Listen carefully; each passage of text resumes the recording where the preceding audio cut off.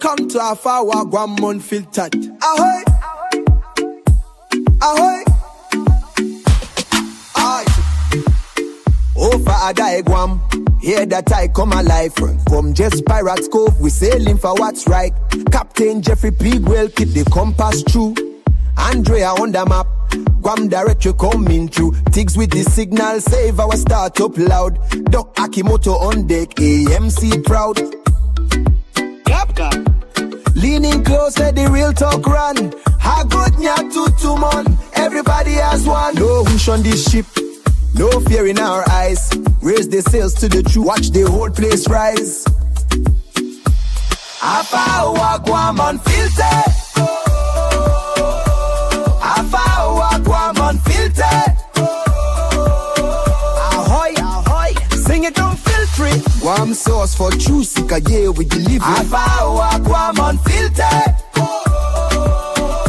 Everybody now, Guam Unfiltered. They do to Santa Rita, in Alohan too, Talo Fofo in the reading. This one's for you, Don Farrell in the room, Charlie Hermosa near. We ask real questions, make it crystal clear. Tenorio Calvo, Ada, Camacho names in the race. No banners on this deck, just truth to face.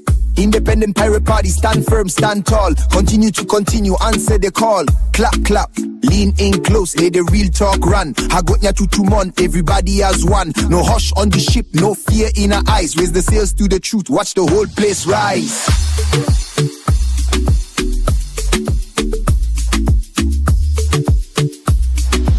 Hafa Hour, Guam Unfiltered.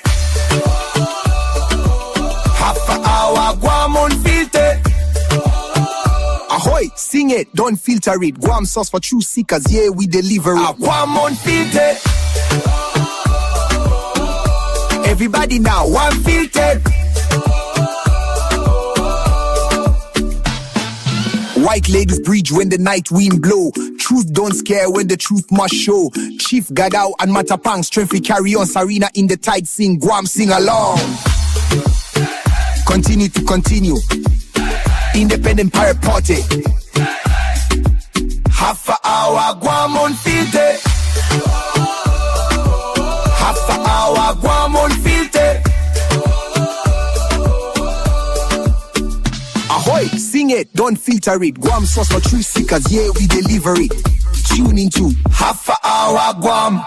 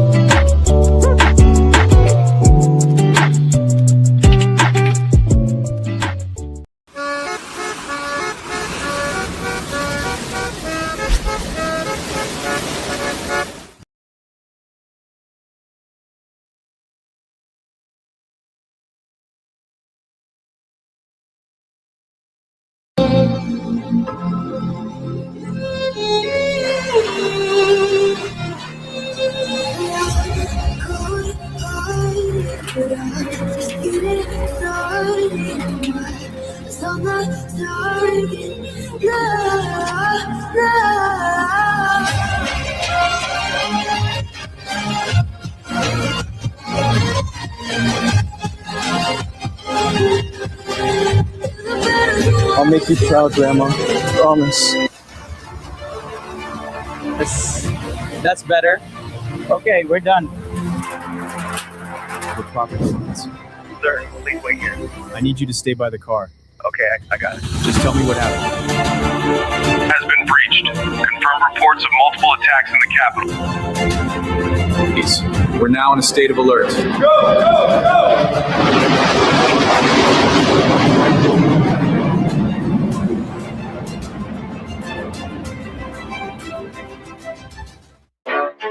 You ready? Let's go! Yeah. You that wanna know what we're all about. It's like this, y'all. It's your record. I cannot get it out in the mail tonight. Concentrated power of will. 5% pleasure, 50% pain, 100%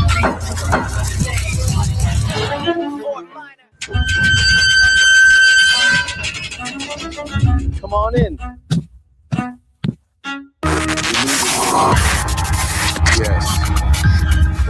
details emerging of a major political scandal shaking the island.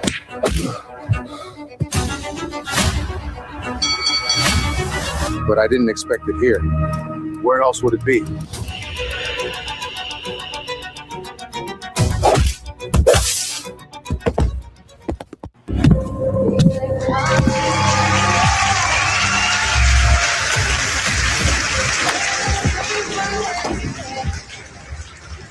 Only thing that's on my mind is who's gonna run this town tonight. Yeah, I said it, we are. This is Rodney. Hey everyone, how's it going?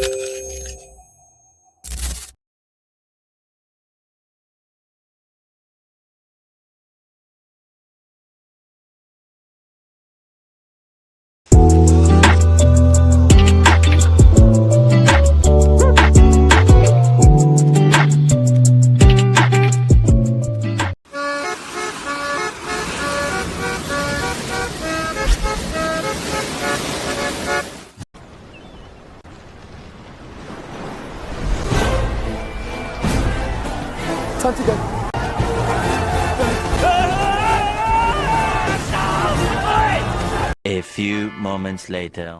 10, 9, 8, 7, 6, 5, 4, 3, 2, 1.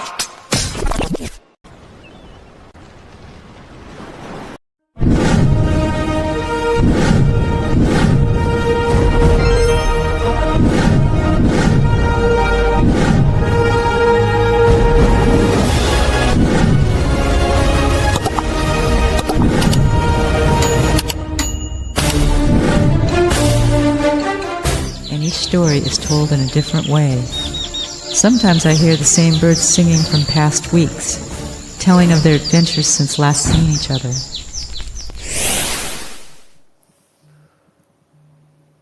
Good morning, everybody. Welcome to the beautiful east coast of Guam, here at Jeff's Pirates Cove in Ipan, Talafofo. Today's date is May 17th. This is episode 42, season 2. And we got a great show lined up for you here. We got Fred Bordallo, and we're gonna start off with Amber and what she has in the gift shop for you. We have Don Farrell's books, CBs and Superforts, and Liberation. We have a few of these left.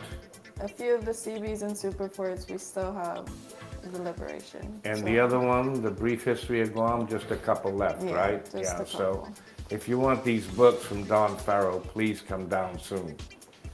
Also, what do you got new? We have our magnets. We have a few different designs. These are pirate magnets we've had a lot of requests for. And our newest shirt. This is Yokoi.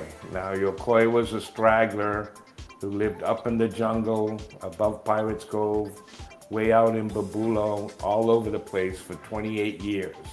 He had 9 friends, and he was the last survivor. He was caught in 1972. And we have a commemorative shirt. We have different colors. We have tank tops. Long sleeves and t-shirts. And we've been out of these for a couple of years. People keep requesting them. So now we have them back in stock. Then we have our THAAD missile shirt.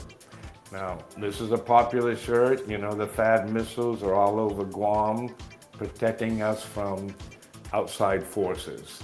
It's an Army unit or maybe a National Guard now, I'm not sure. But they are very much appreciated and needed. Then we have the Wanted shirt. This is a new shirt, just came in. Wanted on the back, Pirates Cove center front. And we we just restocked on the tie-dye map t-shirts. Now, this is a map that has a Just Pirates Cove logo on it. We've been out of this for a while. We just get in a shipment of these the other day. And we have our Mo Gold honey. Yep, delicious golden Mo Gold honey derived from the chains of love here on the property. We have a limited supply, so come down and check it out. What else you got? Hot sauce. Hot sauce. We have 6 different types of hot sauce. This comes from Edgewater, Florida. Great product. Come down. It's on discount, right? Yes, some flavors are 50% off. And we have barbecue this weekend, so if you're hungry, come down today and enjoy Hanson's delicious mesquite fire barbecue. Okay, thank you, Amber Bach. Okay, Fred, move over here. All right. Get closer to Pirate. Now, this is Fred Bordallo. He's running for senator. He's going to tell you about himself. We want you to keep an open mind. You know we need good candidates. And Fred is invited here to tell you his story. Now, what year were you born? I was born in 1959, Jeff, July 28, 1959. Oh, that was a famous year for Fords, I think. Yeah, 1957, 59, those were big years. Yeah. And what have you been doing? Well, I just recently did a stint 2.5 years as the director of the Department of Corrections. And I resigned and I indicated to the governor, you know, because I wanted to focus on my campaign. I believe it wasn't fair to still be managing Department of Corrections. The troops there, fine people at Department of Corrections. They're very devoted and committed to keeping our island safe, keeping the inmates safe, and running the rehabilitation programs. So I did that again since 2023. How many inmates do you have there? There's about 900, I believe, and 30 inmates. 500 of them are the pretrial. They're the highest population. The other ones are sentenced and convicted, trying to do time. So how much room do you have there? You know, it's overcrowded. I always, you know, they said it's an overcrowded prison. Well, first of all, I told Charlie Hermosa this also on the radio program, that really what's overcrowded is the detention center down over in Agania. It was meant for 132, but now you have over 200 down there. So the Manila prison, really meant for convicted inmates and for rehabilitation programs, is being used by law. It says may be used as an overflow. So they're bringing these pretrial inmates up to the prison and housing them in 4 dome tents that were supposed to be temporary, but that was over 20 years ago, those dome tents. So hasn't there been a plan since like the year 2000 to build a new prison? There was a 2021 facility master plan, and I looked at it, and part of what was in the provisions of that plan was to procure 3 homes and expand the boundary of the Department of Corrections prison in Manila. And I found that disturbing because there was no indication that any of the residents of Manila, the homeowners, were going to be informed that their house could be procured, and they even actually used the word eminent domain also. Condemned and taken over by the government? Yes, and then they were also planning in that 21 master facility plan, they were going to demolish a post 5, which is almost like post 6. These are disciplinary segregation inmates. And demolishing that, to replace that would be a parking lot for the construction workers. And then there was no indication of how they would move over 60 of those high-risk, violent inmates into other areas of the prison, and then they were going to demolish the minimum amount, 24, post 24, and move them to the RSAT, which is the residential substance treatment area that Guam Behavioral, and there was no indication, communications, what are you going to do to that program? I mean, if you're going to close that down, suspend it while construction's going on, there's no drug treatment going on, and that's an essential portion of the rehabilitation process up there in Manila. And then they had another area, another part of the plan that they were going to close the Hagana detention and move all those pretrial detainees and just make the prison a 1,000-bed facility, a combination of a jail, prison, which is never done in the States. There's no such thing, and I worked in corrections in the military. I worked in a brig. We don't close the brigs down and move everyone up to Fort Leavenworth, where the prison is at, for those that have been convicted. So there was just some problems with that plan, and when I approached the governor and indicated that, with her support, she said, start a prison task force, and part of that was to look at changes of that master plan, and the focus now is on the tent domes, you know, to actually construct a 500 capacity permanent facility there, and then the pre-trial, the conversation is we would be having discussions with federal officials with potential movement of those pre-trial detainees away from Manila, so that there are two different missions that can be carried on: the pre-trial detainees and the convicted inmates up there in Manila. So is there a reason we just can't find the GovGuam property and build a new prison from scratch?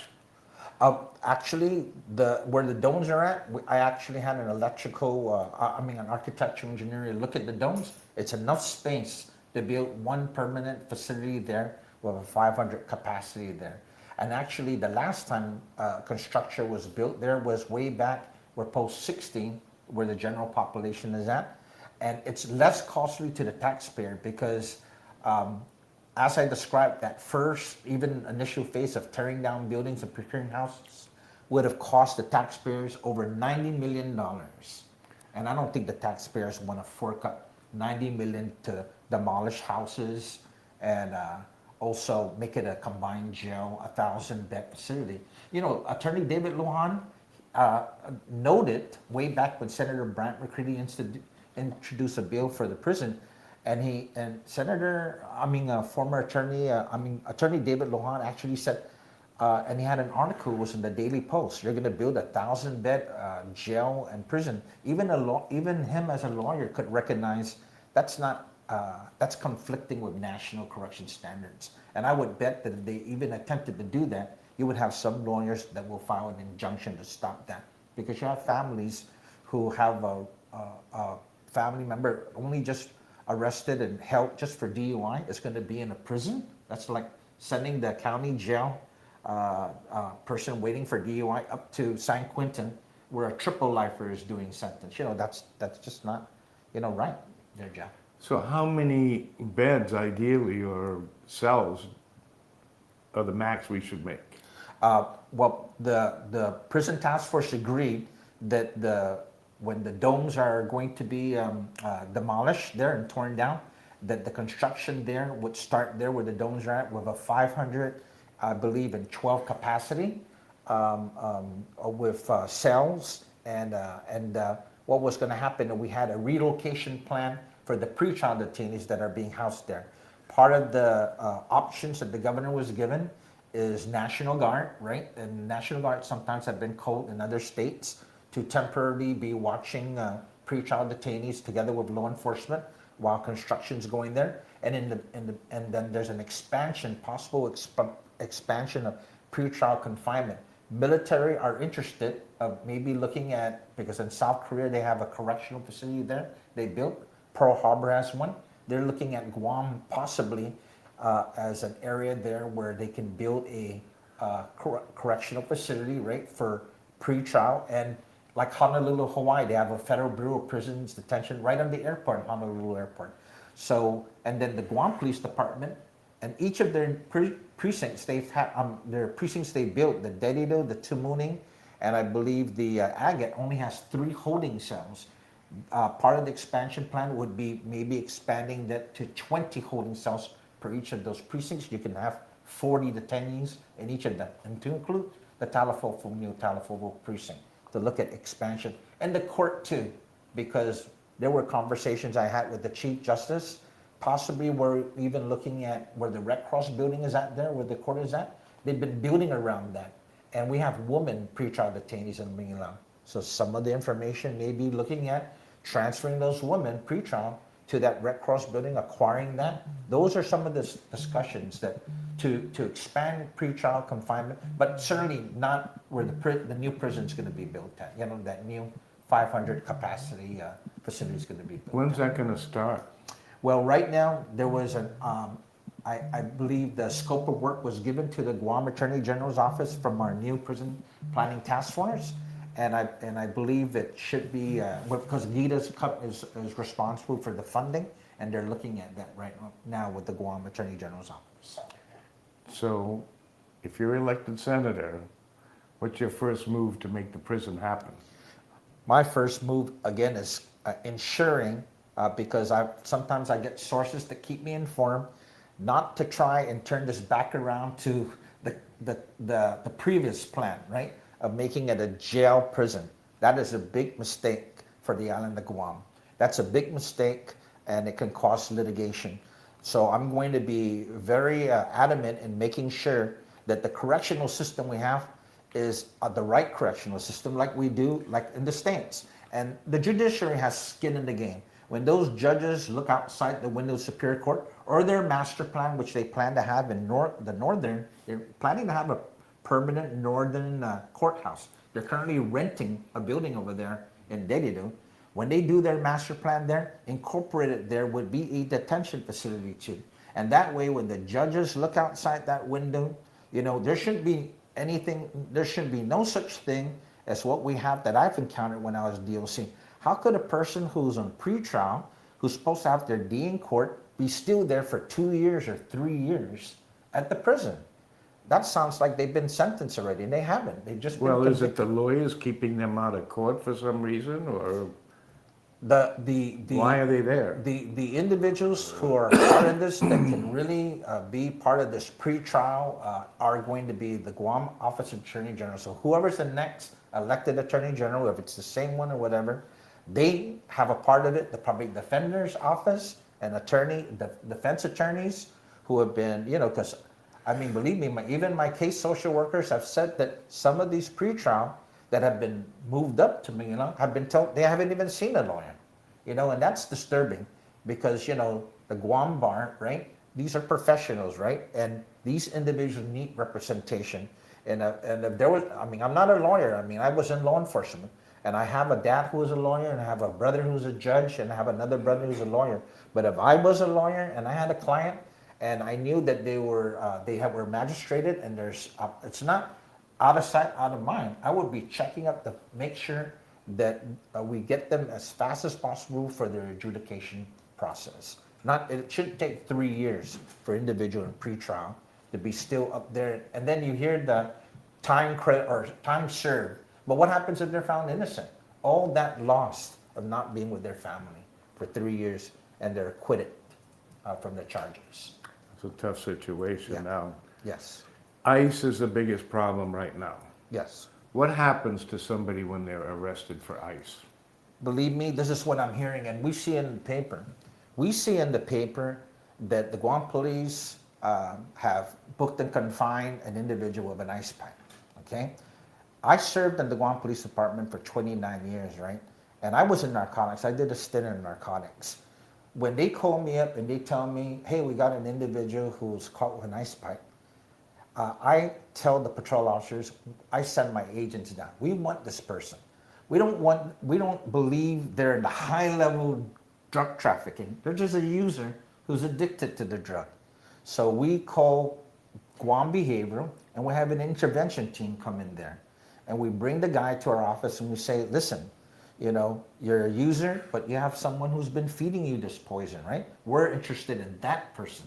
We want to take that person out of business. So what we would do is, instead of book and confine the person, we would say, here's the thing.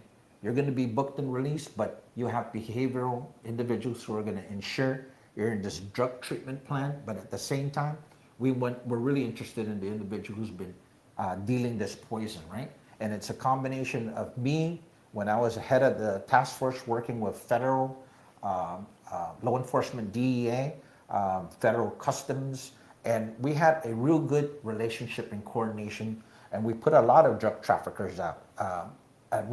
And a lot of the users that were arrested some of them got cleaned up. And that's the magic there, is that you can, the war nights during Governor Gutierrez, First Lady Jerry Gutierrez, you had your education, say no to drugs in the schools, which is one strategy. The second is enforcement, which, okay, you're gonna go and it's gonna be sometimes asset forfeiture, you know? You're gonna take these drug traffickers' things and you're gonna get the money from that, sell those assets to some law enforcement, but the rest should go to drug substance abuse treatment centers, right? And that's the third aspect, is substance abuse. The Lighthouse Recovery, Jeff, is overfilled in TGen. We need more substance abuse house recovery areas, one representing for the South, one in the North, because there are a lot of users who need that help, and they can't afford to fly out island and go to substance abuse treatment off island. So part of my platform also is really looking at the treatment of substance abuse too. That all this intertwines with when we can deal with the security, then the prosperity portion is they can get back to becoming productive citizens, get back into the workforce, and contribute to Guam. Well, I kind of have the feeling if you don't keep the person away from the drugs, they're going to find a way to get it. And then, like you say, you want to catch the person who's responsible for selling the drugs. Does that happen? Yes, there are some cooperation. There's some big cases, and you know, sometimes both a combination of federal, well, it gets adopted from the local when we come up with some big, seizures, right? At the post office, or let's say it happens at the port. If there is a big seizure at the port, the feds will want to adopt that case, right? Because now that person will face harder time when it goes off island. But the thing about it is, even just but what we're talking about is the difference between what do you accomplish when you have 50 individuals arrested for a ice pipe, you know? There's nothing being accomplished from there. You know, if they're not following up and bringing them with behavioral health and looking at who's sourcing that individual. Where's the intelligence there? When I became director of the prison, I actually established an intelligence unit. There was no intelligence unit established for the prison. So we can find out who's dealing even within the prison. Some of that panned out to some federal cases right now. Some of it panned out some local cases where there was some drug trafficking in the prison. Well, that's what we hear a lot of lately, that there are incidences where drugs are being dealt in the prison, and hopefully we deal with it. I mean, we stop it, but you know, it takes a lot of manpower, a lot of enforcement, and I think a lot of science and all this dealing with people that are addicted to ice, and I have friends that have that problem. Yeah. They need close attention. Yeah. And I don't think that the government is spending enough to give them that attention. Yeah. Do you? No, there's more resources that we really need for, in spending. I mean, some people may think, well, you know, it's a lost cause. No, I think I'm optimistic that the government allocates money the right way, then, and especially when it comes to substance abuse, we can see this change and turnover. I'm optimistic in that. And that's why even when I decided to run for senator, you know, a little bit about myself, you know, I was raised up in Agana Heights, and then I'm the second oldest of 11. Again, all of us, my dad was a lawyer, my mom was a nurse, but she raised us up to prepare so we can be contributing members to our community. And one of the things they emphasized was education or training. If you're not going to go to college, then get some vocational training. That's why two of my brothers are electricians, you know, got into high voltage. And then some became teachers. And then I joined the military, the Marine Corps, and I was in corrections. That was my field. And then I left as a recruiter. But when I came back, I used my GI Bill to go to school, to join the Guam Police Department in '86. I worked for Jim Miles, private sector security, so I knew a little bit about Gibson's. Gibson's, yeah.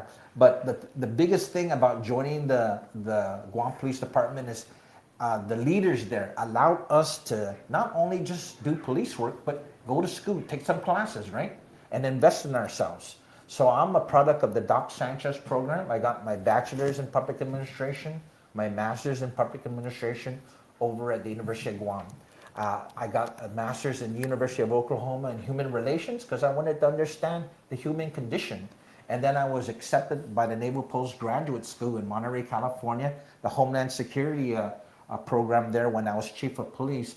And I actually attended, I'm the only candidate out of all the candidates running that have graduated from the FBI, the Federal Bureau of Investigation's Leadership Executive School. And then, of course, the Asia Pacific Center for Security Studies. And, you know, I've always been taught, and the Marines teach this, is that if you're going to go for a particular job, you better prepare for it, because when we face federal officials trying to lobby for assistance, they want to look at us and says, where's this person's background? They do intel on us, and they find out, how is this guy a STU president of a high school only who's running for senator? No. This guy is a very experienced individual, both education, training, and had senior positions in the government. So they're not going to pull the wool over me when we come over and we have a conversation across the table there, Jeff. Very nice, very nice. It's good to hear that we have people running like you that can probably identify the big problems and work through the politics. That's the big problem too, right? Is the politics to get anything done to completion, right? That's correct, because you're gonna sometimes individuals have this agenda, and you know, even rising up to the ranks as a police officer one, as a sergeant, as a lieutenant, as a captain, you know, and then being appointed by Governor Eddie Cabell in the Republican administration as a chief of police, and then with Governor Liu as the director of veterans, and then DOC. And that was my first opportunity to be in a political position. But there's this book that I read that said, what is a politician, you know?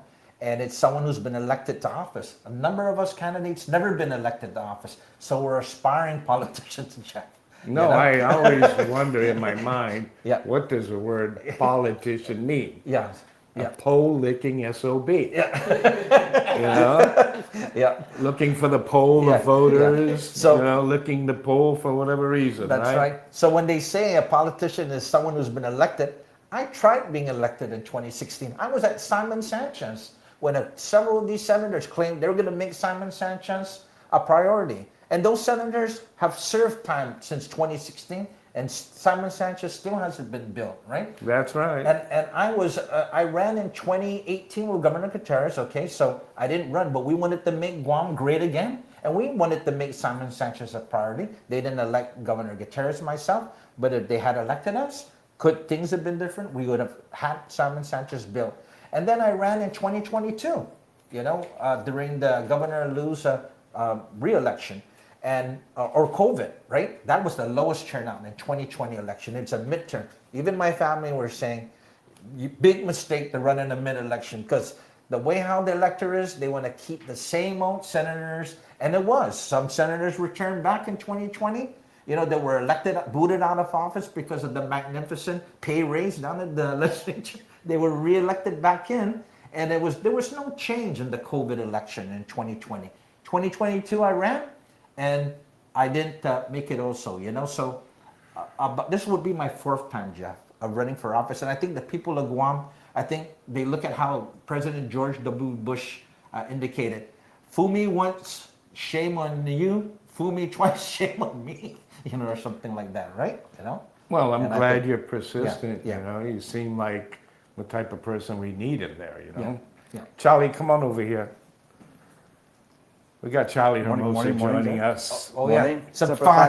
I'm glad you were able to take advantage of the veteran, which I usually take in the mornings, but you took the spot, the parking spot. Very nice.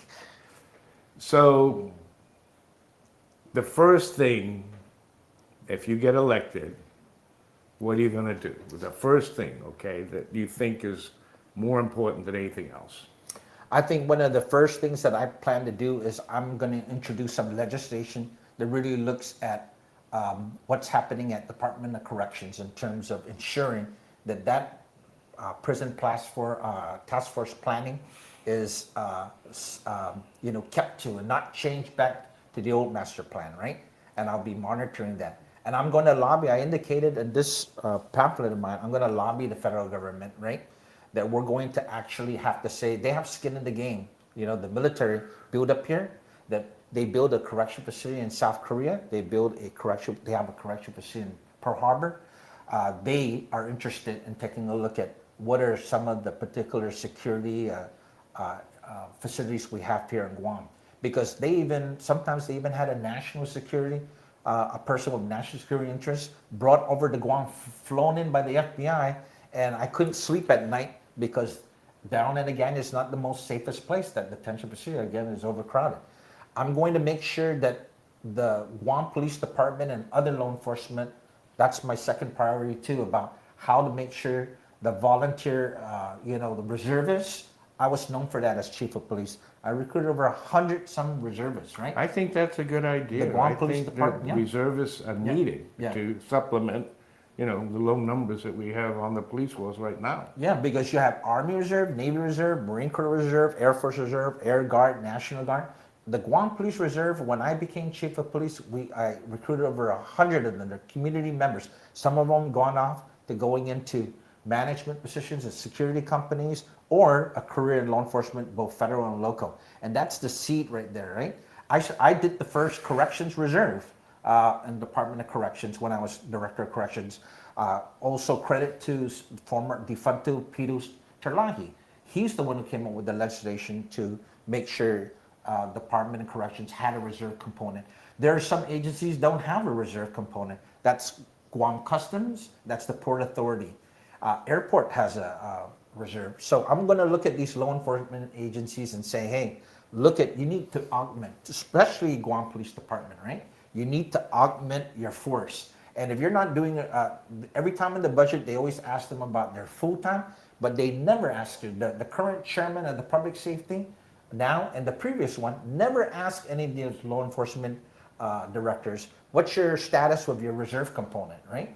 That should be a thing to focus on, because if that chief of any or a director of any of those law enforcement says, we didn't expect to be asked about our reserve component. Well, aren't they manpower?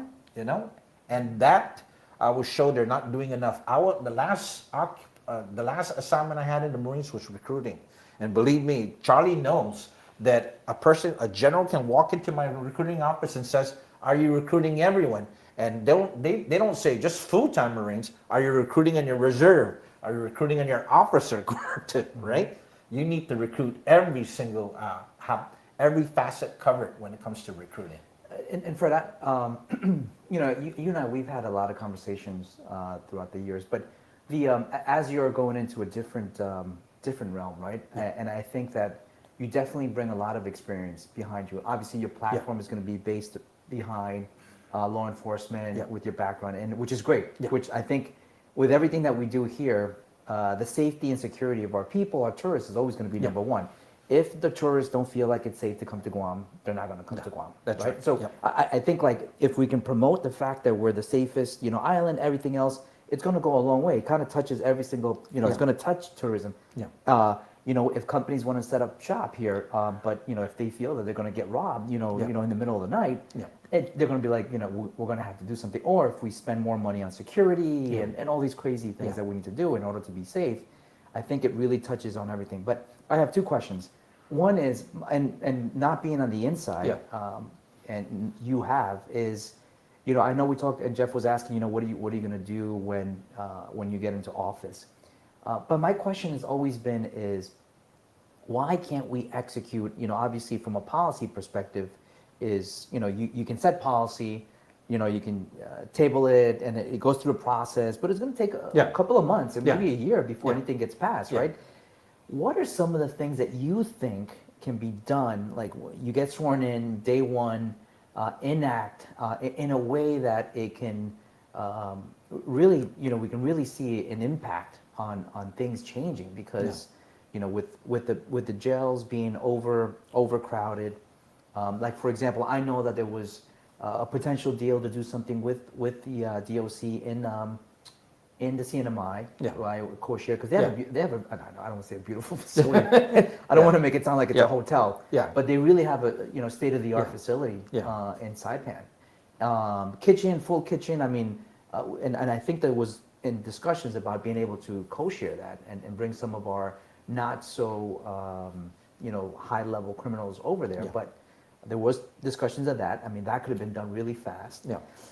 And then the execution and other things that you think that the director would need that you saw was not happening. Now, I'm not trying to put you on the spot about whether it was the administration, procurement, but like in a general perspective, are there some things that you can enact from day one that will help support, the mission of DOC? Things like saying writing an MOU with Saipan. I mean, that's fast. Yeah. Well, with the Saipan, that dealt with those that were convicted, and Saipan were a little bit spooked. They didn't want the violent criminals there, right? The violent convicted ones. The problem we're having at DOC is not an overpopulation of convicted ones. It's the pre-trial population of over 500. So we have, and the news has reported, of course, Guam has the highest pre-trial, right? I mean, if you're not finding a way, and I said this before, I think I've said it in your show before, if you don't have a drain in your bathtub and that water keeps going out, it's going to overflow, right? You need that drain. So that's why you need individuals sometimes on pretrial release, aggressive community supervision. So my parole division has that, and the court has their probation officers. So if you strengthen that and you put individuals on pretrial release with electronic monitoring, plus have an aggressive enforcement of both your parole and your probation, then you'll have, again, the rate of pretrial violations or parole violations will go down. But great. Yeah. So can we do it day one? Yes, of course. Okay. Definitely. Okay. I mean, I know. I mean, and this is something where the people really want to see. I was just driving down here, and one of the discussions that I was having was, what impact has happened? Like, because everybody's looking for change, right? And that's one of the reasons why Jeff and I wanted to run. And the other part is the second question is in regards to the law enforcement police department. So we have multiple, we have port police, airport police, we have GPD. Yeah. Would you ever consider a sheriff, somebody that can be elected by the people, and that could potentially streamline the process so that maybe it's not bringing all the departments together, but just to ensure that there's a clear line of understanding, the co-sharing of equipment. I mean, just being able to, one pot where everybody can share. This is my position because I worked in when I was in recruiting, I was stationed in Louisiana, so I've seen the sheriffs. In Louisiana, Jefferson Parish had a sheriff, right? And sometimes the idea is they think that you can take politics, out of by having an elected sheriff, right? But there's politics when you have a sheriff, right? And there, it's whoever's has that established, right? Families established in that area, they're all related and stuff like that in Louisiana, right? In those parishes, right? So the politics is still there, right? The current right now accountability of the chief of police falls on the governor, right? Because they appoint the chief of police, but the thing is when it used to be Department of Public Safety, they had the fire, the police, and they had a prison division, right? That was way back in the 60s or something like that. That was better? Yeah. That's not better. When I came in '86, they broke it up. The fire had their own channel, the police have their own channel, and the prison was under Department of Corrections, and we as GPD had the lockup, right? Somehow, without no public hearing, the police handed pretrial detainees and the lockup to Department of Corrections. The funny thing is, right, or actually it's not as funny, is that the Guam police have hired detention facility officers, and they're working at Sinanya, but they don't work in a detention facility. They are just doing a processing, fingerprinting, and that's what that detention facility guard does. That's not getting your taxpayers' worth, right? What I did before I left Department of Corrections, I asked DOI, I want 2 announcements. A detention facility guard, corrections officer 1. Both have the same pay. This gives the people who are going to join, if you miss it by 2 points on the correction officer 1, the detention facility doesn't require an exam. That's your second opportunity to get into the door and work, right? So right now, I've been lobbying and putting that out on my social media. You want to come up and contribute, apply for those 2 positions.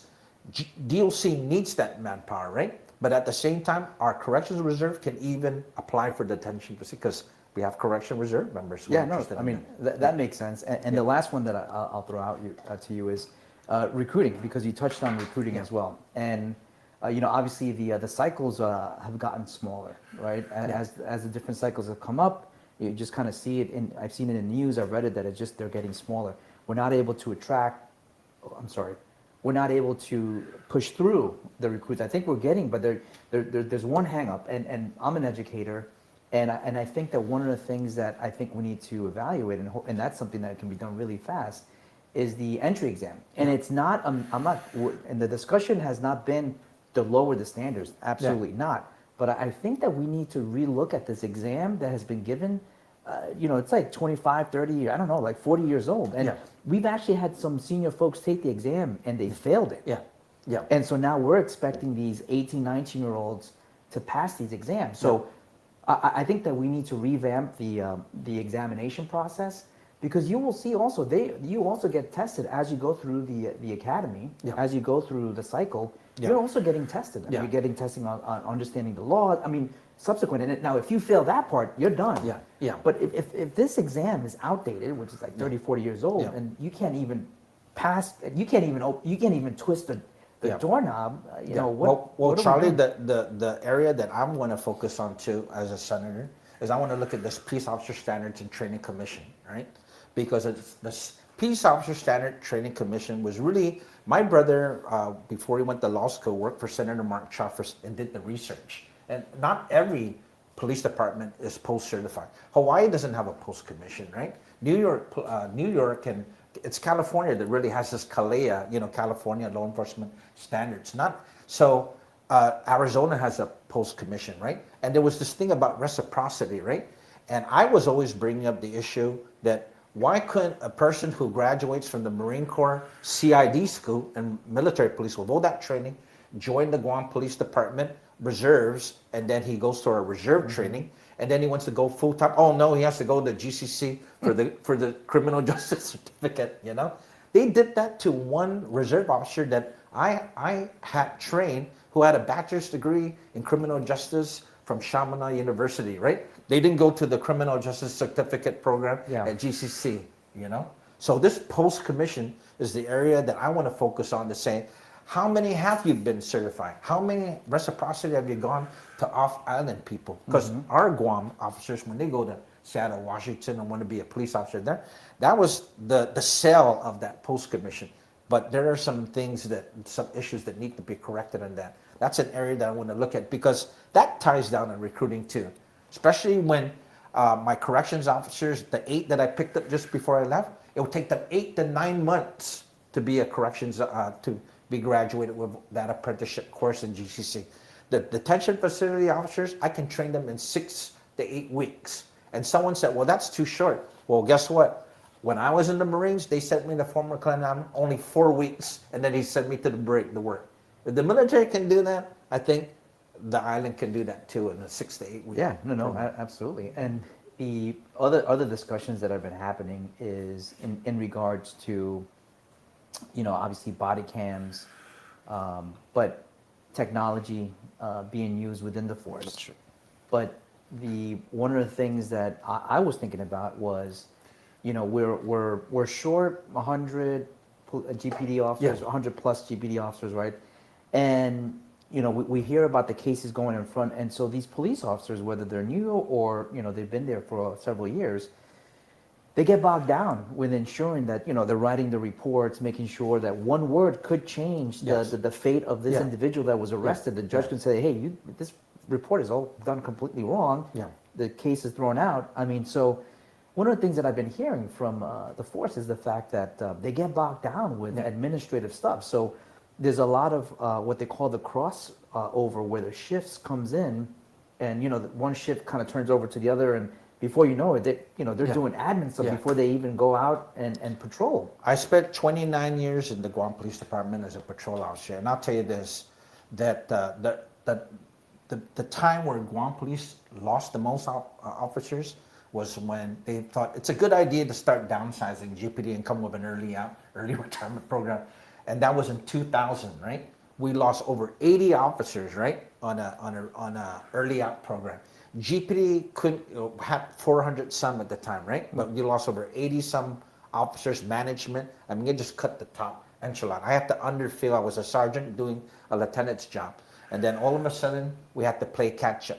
When later on, fast forward in 2011, when Governor Calvo appointed me, I brought the reserves in. I was hiring even full time, and then I left my predecessor as soon as I left with 345 officers, and that was in 2015. In 2019, when Chief Ignacio took over, he had 274. 345 minus 274 is about 60 officers that left. How can 60 officers leave in 3.5 years? You're supposed to press the panic button and tell the governor, hey, we went below 300 and went to 200. So Chief Ignacio from 2019 has been trying to play catch up, right? The strategy that this administration had when they got elected, of course, they beat Governor Gutierrez and me when we ran against them. Their strategy that they had was they were going to do a reserve program for the Guam Police Department, right? That hasn't kicked off for one reason or another. We haven't seen a large recruitment of Guam Police reserve recruitment, right? And you don't see it in any budget hearing for any of the ones who had the budget hearings of the Guam Police Department, nor do you see it being discussed, as I said, on the other law enforcement agencies. And that has to be a conversation that has to happen. As a senator, because I have that experience. I come with that experience. I'm not going to be fooled when I have the director in front of me, what administration it's going to be at, and saying, I'm going to see your full-time. I want to see what your reserve recruitment is. Just like when a military commander goes up or they come up before Congress, they're told, how is not only your full-time force, but how is your guard and reserve components? What can you do to reduce the admin work that these police officers have to do?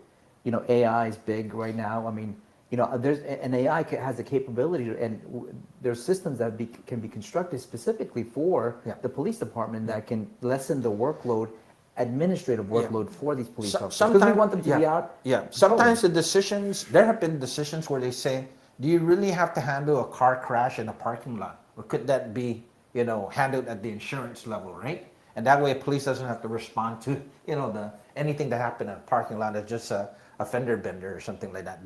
That's one task that the officer doesn't have to be bothered by that. But I've actually had a manager, a officer came to me and told me that in the beginning when, to the credit for Frank Zazaki, he brought in this automated, LERMS, Law Enforcement Records Management System, right? And officer said to me, it's taking us too long to do our reports.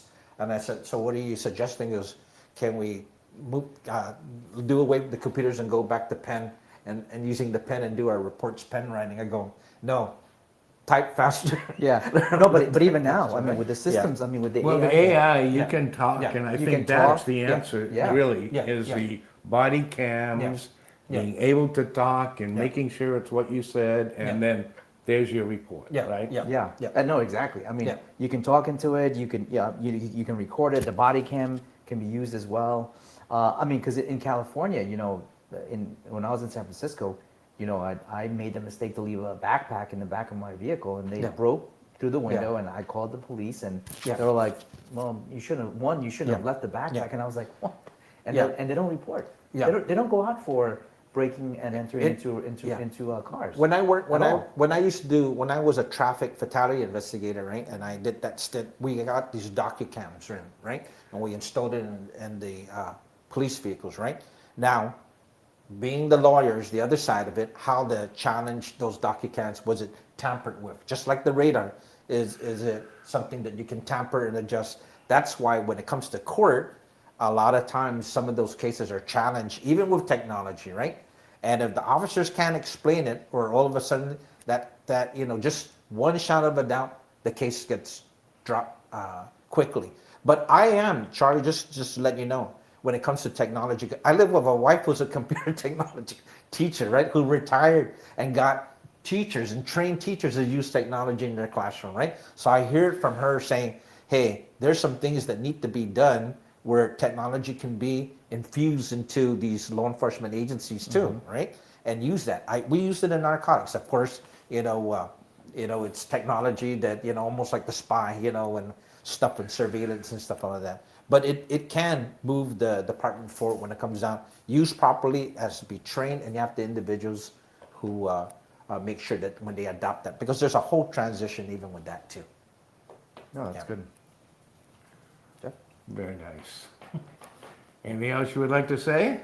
Well, again, Jeff, thank you, and then Charles, again, this election's going to be crucial, because there's 18 on the Republican side, 18 on one of 18 on the Democrat side, right? And as I said, I bring all this experience, and the real world experience as a police officer. I think Senator Frank Blas Jr. is running for governor, and Senator Joe, those two GPDs are around. So the last Guam police chief ever actually elected in the legislature was Senator Frank Izazaki, right? And I think that if the people of Guam give me an opportunity and actually vote me in, to serve in the 39th Guam legislature, I'm going to do my best. I'll tell you this, and I'm going to bring this experience, and I'm going to leverage what I had in the Guam Police Department and the Department of Corrections and the people that I've met to make sure that we can move forward, improving public safety, improving the security and safety. The prosperity piece of this, and that's why I said prosperity for the people, is because I also want to ensure that we take care of the issues that I'm hearing out in the campaign trail from people who says, where can we get workforce development? Where can we get how can we make college more affordable or the trades more affordable? How can we get jobs? How can we the reducing of the fuel prices and stuff like that, and the cost of government reduced? How can we help our small businesses too, right? That's also the conservative side of me that says, hey, we don't want to tax the hell, and we don't want to make fees so big that we're putting small business out of commission, because even my brothers are small. I want you to consider, Yeah. when you're in there, Yeah. that the government of Guam is not serving the people of Guam correctly. Actually, we, the business people, Yeah. the taxpayer, we are serving the government. We're giving them the money, and what are they doing? They're giving raise increases, they're giving more status to people that haven't really accomplished that much. Yeah. And it's taking away from the people that have to stay here and live here. A lot of people are leaving. A lot of situations that we should be working on, like the food chain, growing food on Guam and having a fishing industry and thinking outside the box and quit depending on everybody else. Yeah. And everybody says, well, how do we stop these things? Well, we stop doing what's being done so far, the status quo. We stop the people that are making the decisions from getting away with making bad decisions. And we need to complain. And that's why Charlie and I ran, and that's why you're running. We want to make this island better for our grandchildren and everybody else that wants to live here. And I think that's the priority. But if we hire these people that are just flashy talkers and fly their way into office and do nothing, then we're in trouble. Yeah, and it's credentials too. I go to the dentist and I look at the wall. Is this person? What's the experience? Education. Experience shapes, education validates, right?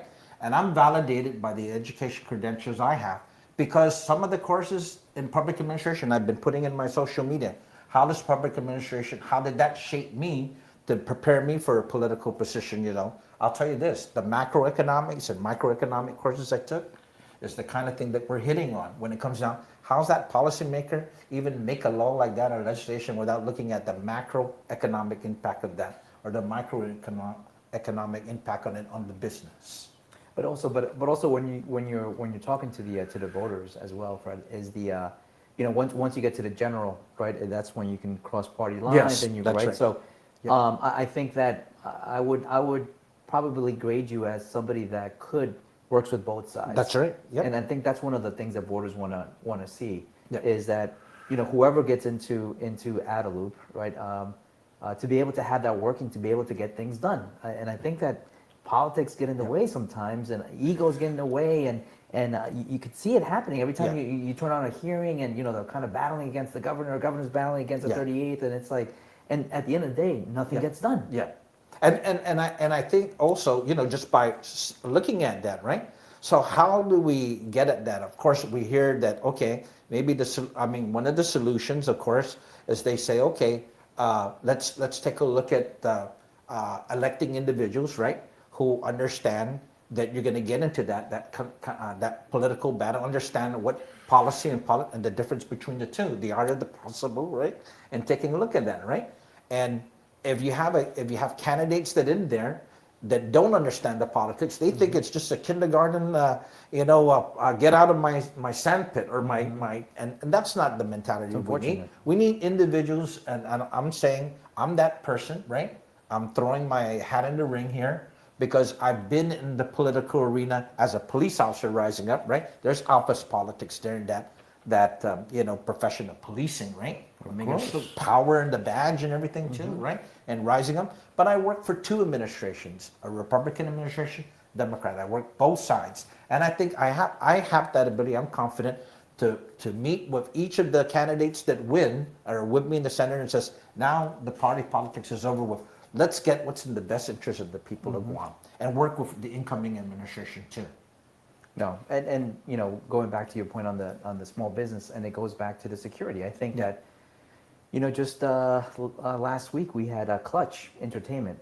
They broke into their facility, stole very expensive equipment. A lot of stuff. A lot of, I think almost 30,000.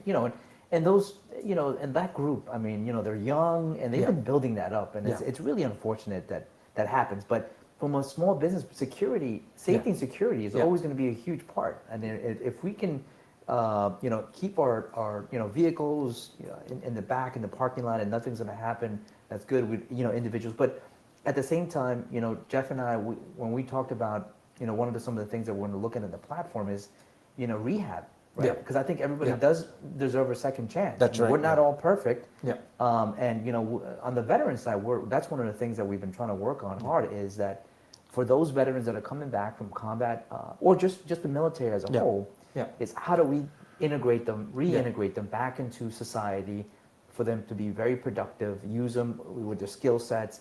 But the same thing with the folks that have been, unfortunately, did something wrong, whether it's drugs, alcohol, you name it, where we can rehab them and then repurpose them and reintroduce them back into society. I think we don't.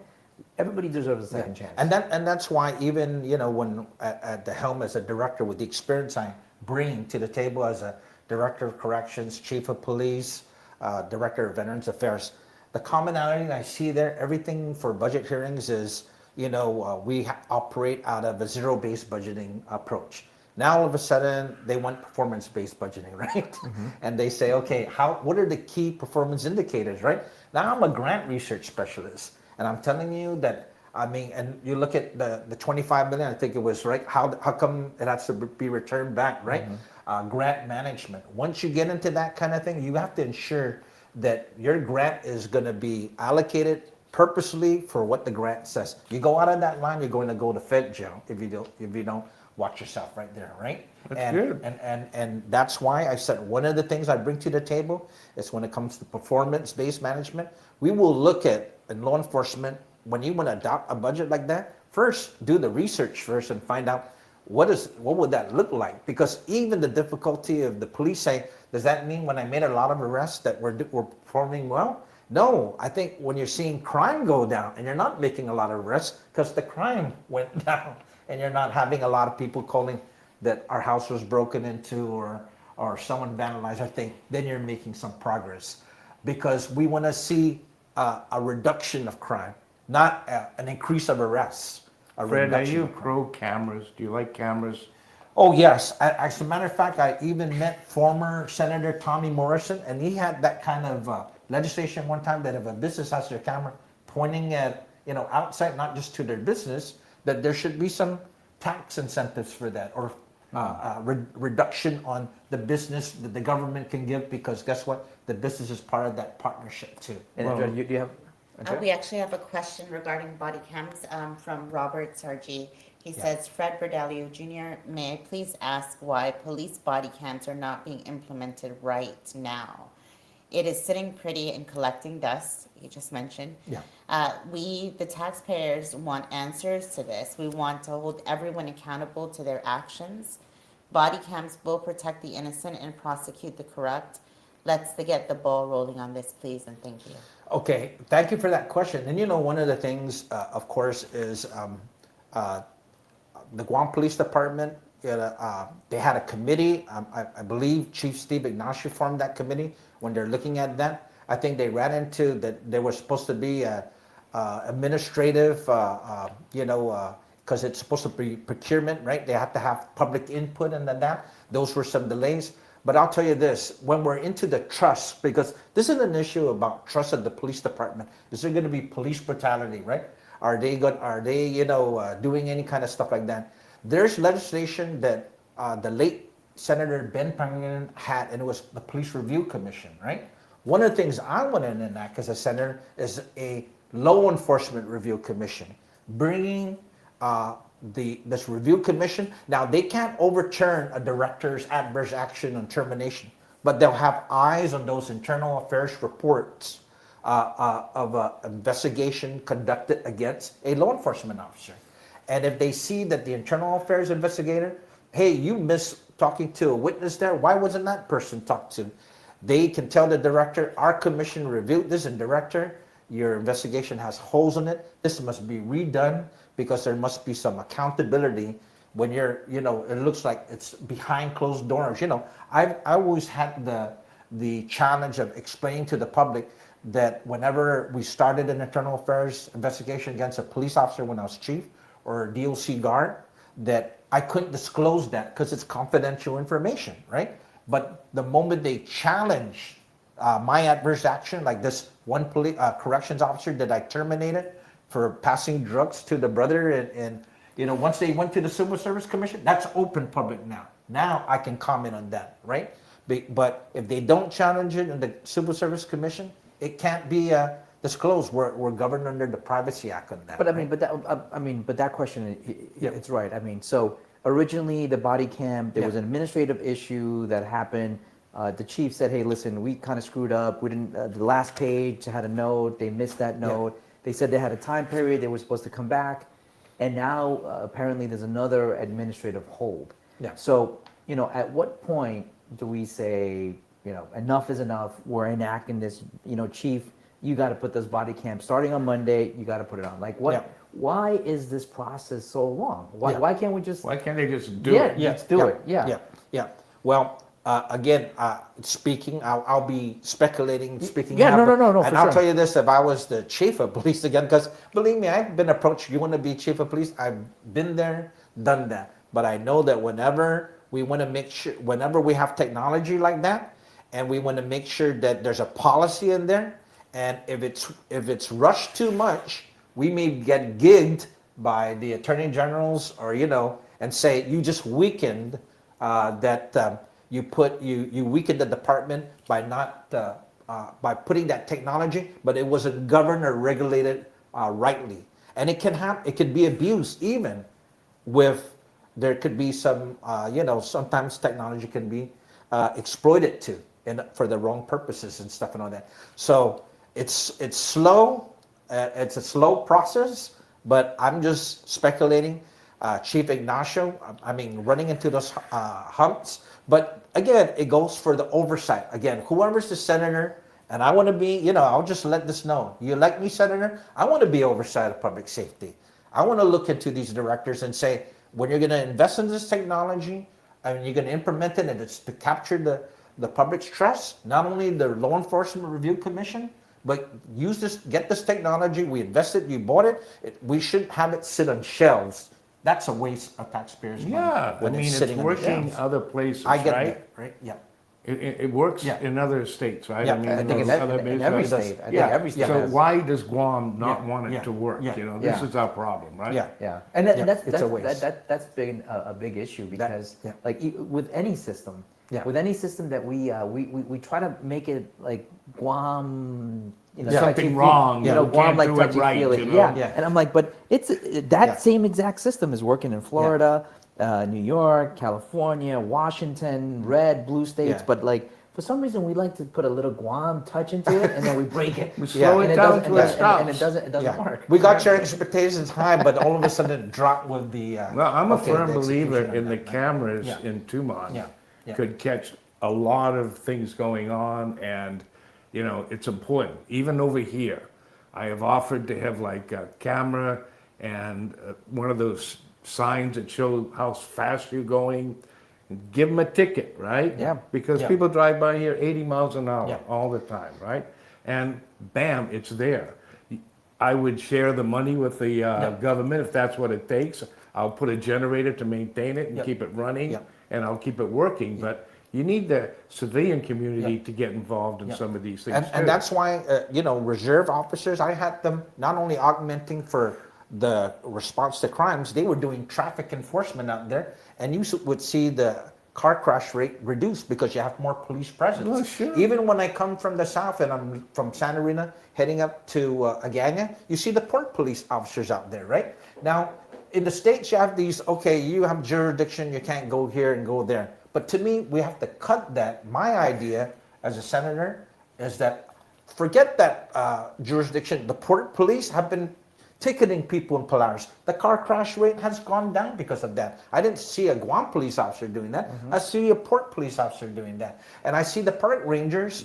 I don't agree with stay in the parks and don't go outside the park and give a ticket when you see a drag racer out there in Marine Corps Drive. No, have that park ranger expand that jurisdiction and go out there. He's a peace officer anyways. I like to see the federal officers give tickets to civilians too, because they're all over the place. And I don't know if you talked about this, Jeff, earlier, but I know we were talking about the jail system. And somebody who I follow is the president of El Salvador, Bukele. Yeah. I don't know if you've been following the president of El Salvador. Oh, no. But he created this detention facility, and he rounded up all the MS-13 gang members from the. It went from the worst unsafe, like the number one unsafe country in the world, to the number one safest country. Now they have Google that moved in. You go to the beaches. People are able to go out into the markets. I mean, it is absolutely night and day. It's always been said, as far as drugs being in our communities, we know where a lot of these crimes are being committed.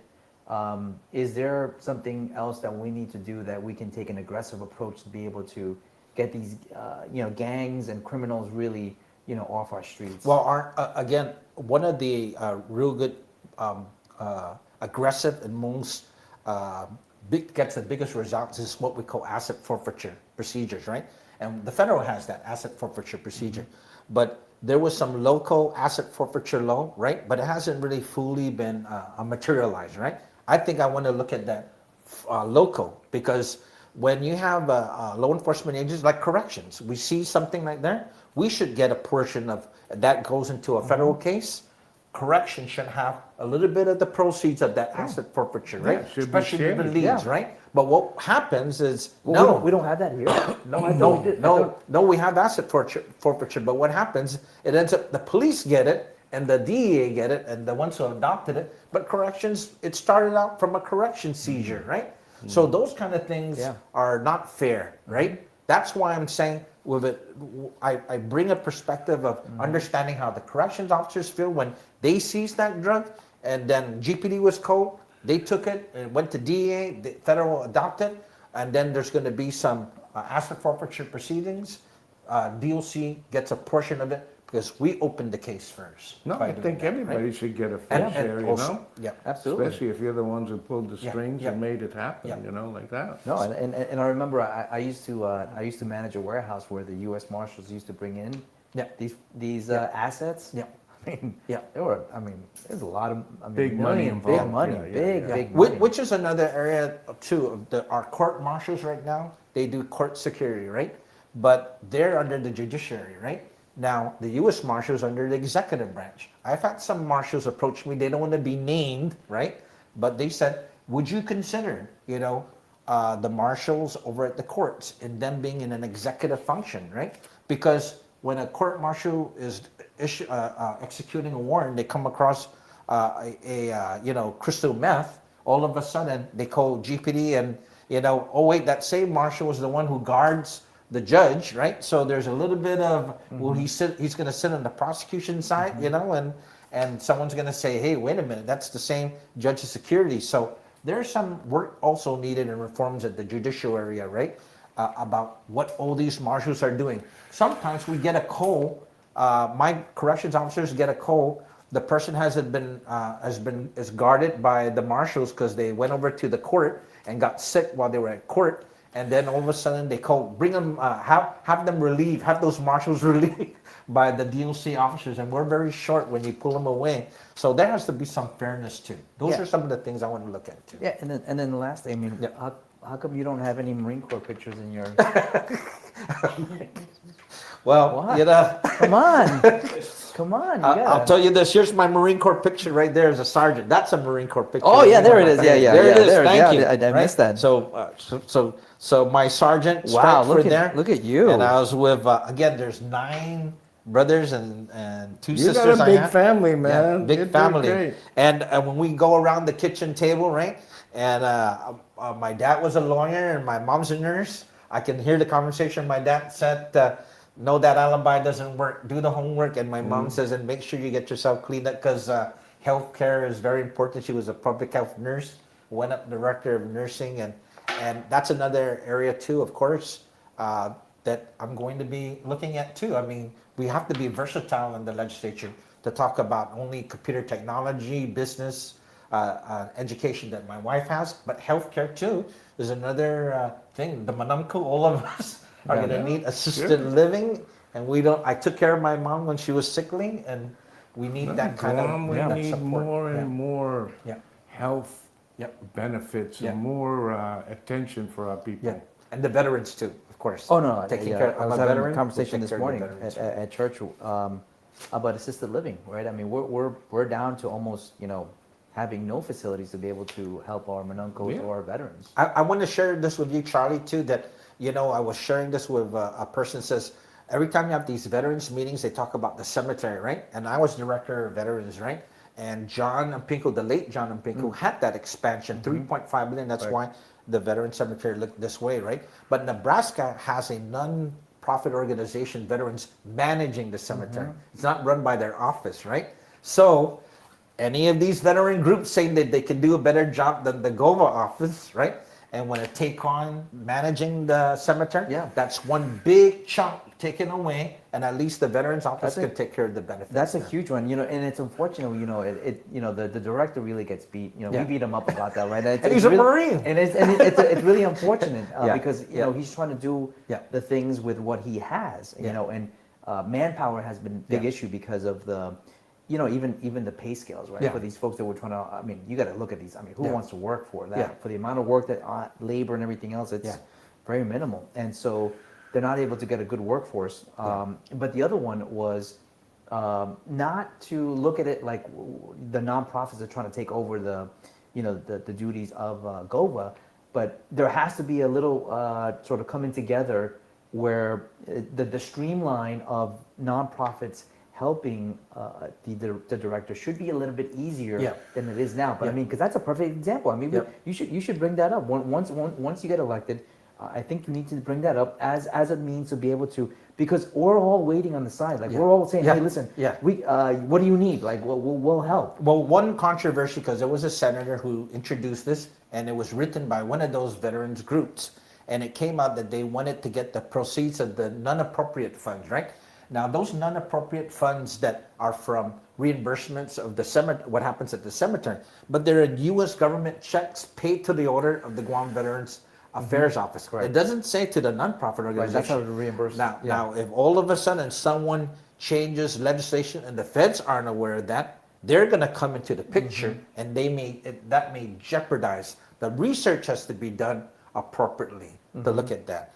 I mean, before you try to say, take it away from GOVA, those non-appropriate funds, and make it a legislation, there could be federal officials that might come in and stop that whole show and say, you didn't ask us that. And there's where the checks are coming from. It's coming from the U.S. Veterans Administration, right? It's not, so those are checks that come in. So if the nonprofit veterans group wants to have that legislation changed to have those checks, then they have to step up. And someone who does real good research, I'll say his name is Bill Cundiff, right? He's very good, Air Force veteran, and he'll do thorough research because he doesn't want to do anything that might jeopardize that federal he's been a little down, so I know. He's been a little down. So He's a smart guy. He used to be real vocal. Right.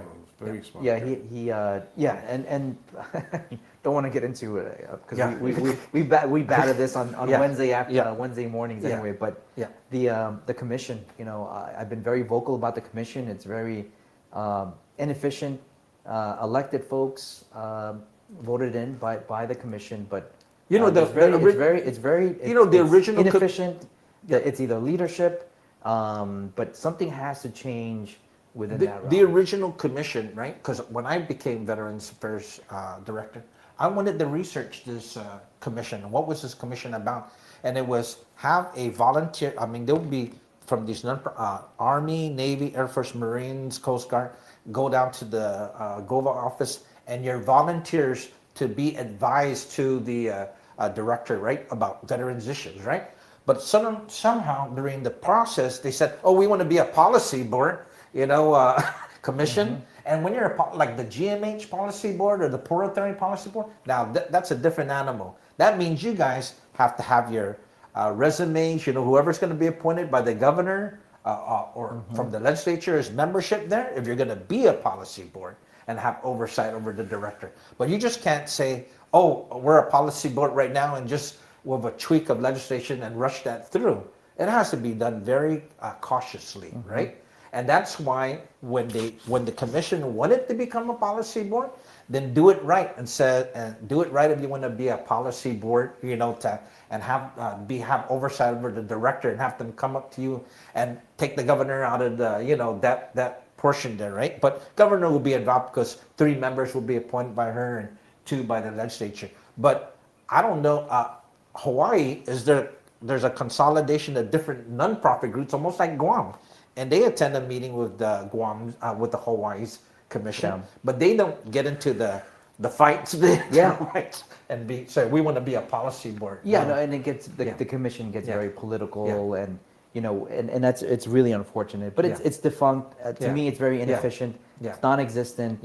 I don't even know why we're even still. We don't even hold meetings on the regular. I mean, they don't hold meetings on the regular. The GOVA director still has to report, and they get advice from the commission, but. I'll tell you this: if you're a congressional candidate, that's the one where Auntie Mellon, when she was congresswoman, right, and I believe Congressman Mike because each of them formed their own and got veterans because most of the benefits of the benefits for veterans come from the federal, right? So the congressman would say, I want to hear and have the eyes and ears of the veterans groups. Tell me what issues you want to work on. Federal side. Congressman Mike St. Nicholas, he really did a good job bringing in Mike, he did a really great job bringing in advice. He would pick up the phone and go around and call and he would generate, he didn't know it all, but he knew the people to call. And so anyway, on the veteran side, hopefully, definitely you understanding exactly how that works, we can really revamp the commission. There was even some legislation that was torn apart by certain groups. And because some of the commissions like the CUC, PUC, they get a small stipend. We're not saying they want to get paid, but if we're going to really structure it and make this commission really strong, I mean, we got to make it strong. And I'll tell you, Charlie, that on the slate, the Republican slate, Democrat slate, out of the 18 on the Democrat, 18 and Republican, there's about 5 or 6 of us that are military veterans. On the Republican side, same thing, about 5 or 6 or 7 that are military veterans. Are there? Yeah. I looked at that comparing, right? So did I. I didn't know there were that many. Maybe I missed 1 or 2. But no, and that'll be something great. And that's where the whole background, you bring in this background, you have a lot you can hit the ground running. Yeah. And that's what we're looking for as well. Yeah. And hopefully, whoever gets into Adaloop, there's no learning process. Yeah. They got to hit the ground running from day one. That's right. Yeah. And enact. So I think that that's something very valuable you bring to the table, that you can hit the ground running from day one. So, whatever happens when people get elected, whatever we can do to support you from day one on getting things pushed through. We just want things, we want to see action. We want to see, and we know it, there's certain things that you sort of get handed once you get elected, and you have now 14 other folks that you need to work with. You just can't be a one-man show trying to push policy. You got to get the support. But we really want to see action. To me, it's always been about the execution. Yeah. We can plan, but if we can't execute, you're never going to get anything done. Yeah. So, but I know you bring a lot to the table, and you can hit the ground running from day one, and that's something that's very powerful with you, Fred. So, all right. Very good, Fred. Before we move on, I know you do have an upcoming fundraiser. Yeah, I have an upcoming fundraiser June 6th, 6 to 10 p.m. over at the Tower of London in Tumon, right?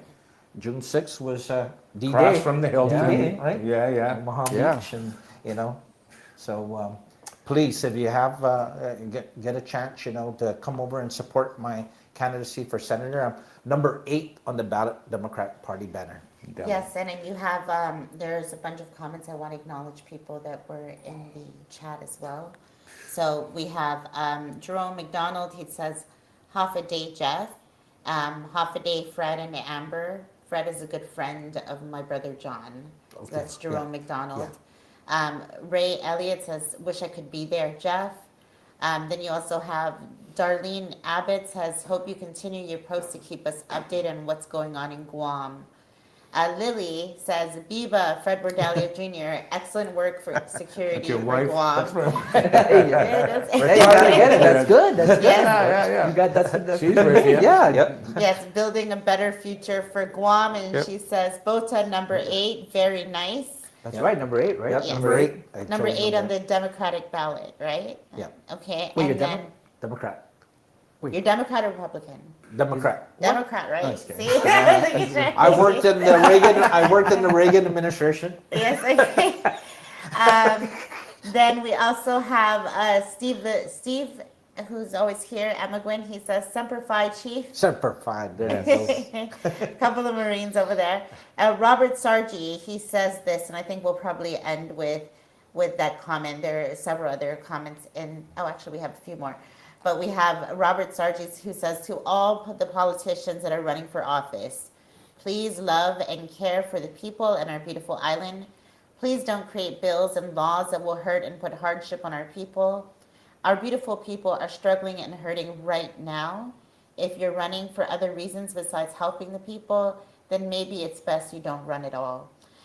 We all need to love one another and take care of each other. Have peace and love in your heart. Thank you. Dave Duenas says, Fred, you are spot on in reserve units and other agencies and prison expansion. Stephen Blake says, Hoy, good morning. Ginger Underwood says, best wishes, Freddie. I know you will do well for our people and our island. I pray you will win the election and hit the road working to achieve your goals. Lots of hugs, Auntie Jen. And then we also have, I'm sorry, just one more. Richard Hill says, half a day, my brother Jeff. Let them have the truth. They don't want you to get in only because you probably would find out all the dirty doings and corruption. Shame on these people. And as an update to everybody who has been watching Jeff and Charlie's progress, they haven't been as vocal in what's going on, and that's because there's still a process in place. Well, I think that I want to say something anyways. On the 26th, there will be another commission special right now, meeting. we're going to say something. Okay. First of all, we entered the race without any experience. We are businessmen, we're not politicians. And things have been made and reticulated to the point that the name became paramount in filling out your petitions, which we didn't realize that, Jeff and Jeffrey would be different. When we turned in the form to the Election Commission on the 1st of April, they accepted Jeff and Jeffrey both. They accepted all of our petitions. They stamped it. We thought we were fine. We left thinking we're okay. On the petition form, it does not say legal name anywhere on there.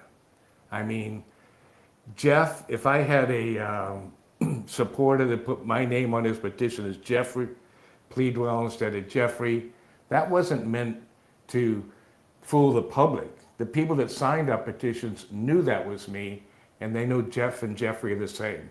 And I realize that in the past there's been different things happen politically that have made the law become what it is.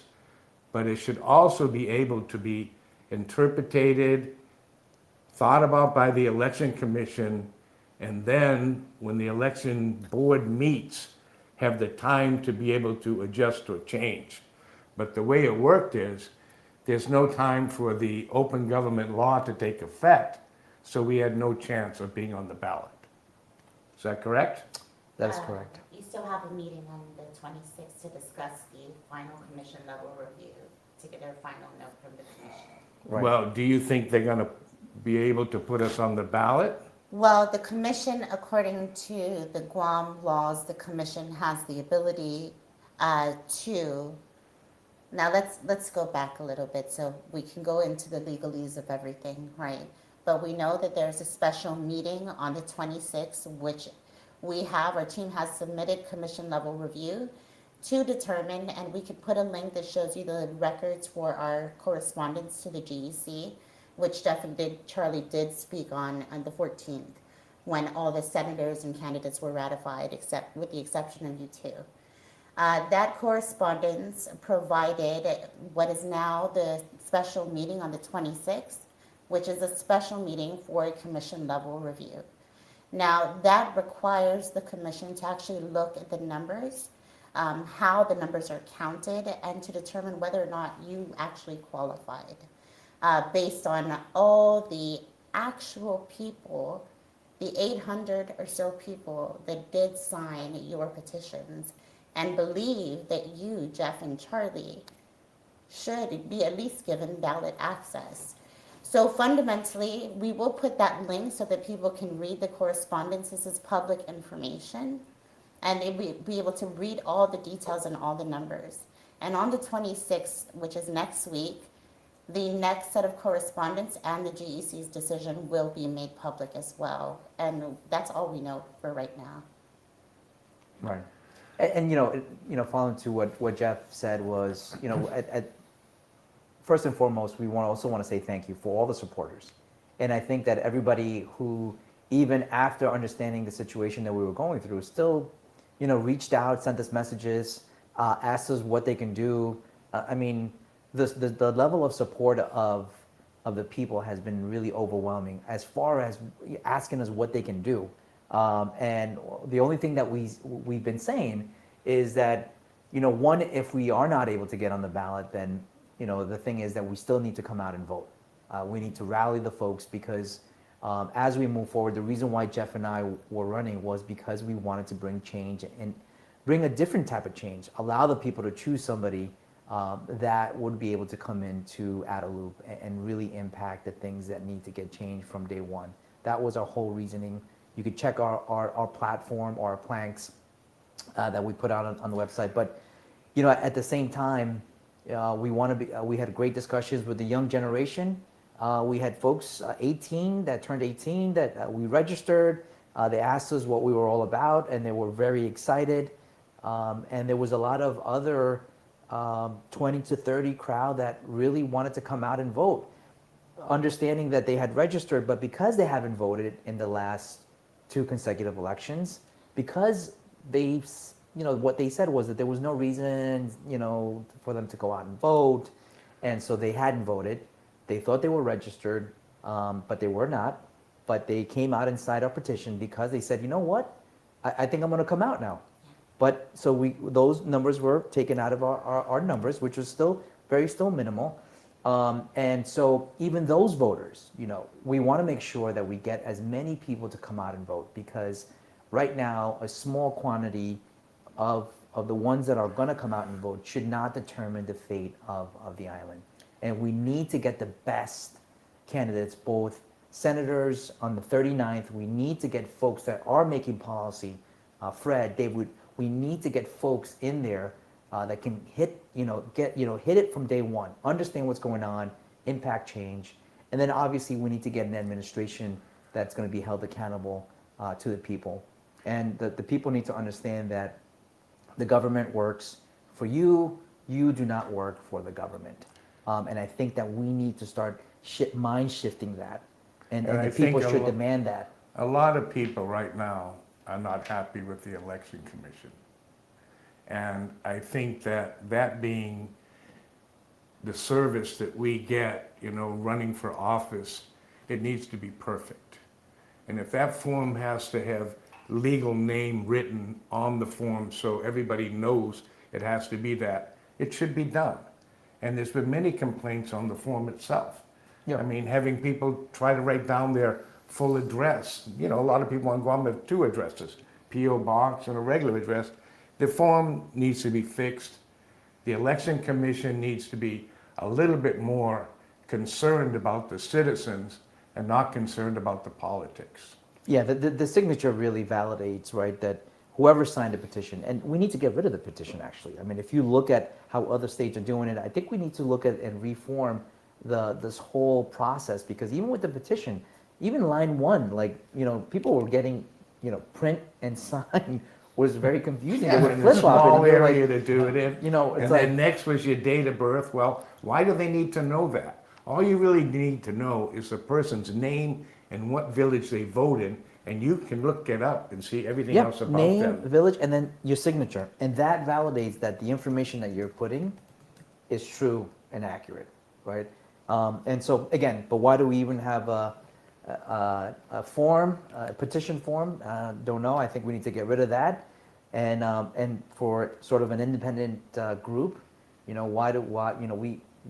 had our own convention and we got voted in as the independent party that was going to push through, and we should have gone straight to the general, right? I mean, so. The reality is, guys, that we did have some very high-profile lawyers who have given us resources and references, and it is a result of their bandwidth. They're not being on island currently to support us. However, there is a problem legally with the law and the statute, the wording, and then additionally the application of that law. And although whatever the outcome of Jeff and Charlie, whether you guys are on the gubernatorial ballot or not, what you have showcased to the voting population or the people that can vote is that there are extreme flaws in the process. The process currently supports a bipartisan election system, not an independently qualified system. In addition to that, things that the general public may not be aware of, like the purge. What does the purge mean? It means that if you voted before, that doesn't automatically mean you can sign another petition. And you may not even know that. And that is a travesty in its own, right? We are in a century where technology and all these routes are available to us, and yet we can't even figure out how to make this process work so qualified people can be put on the ballot. And in actuality, it is truly a ballot access issue, because most of the people that we talk to, the young voters, why aren't you going to vote? Does it even matter?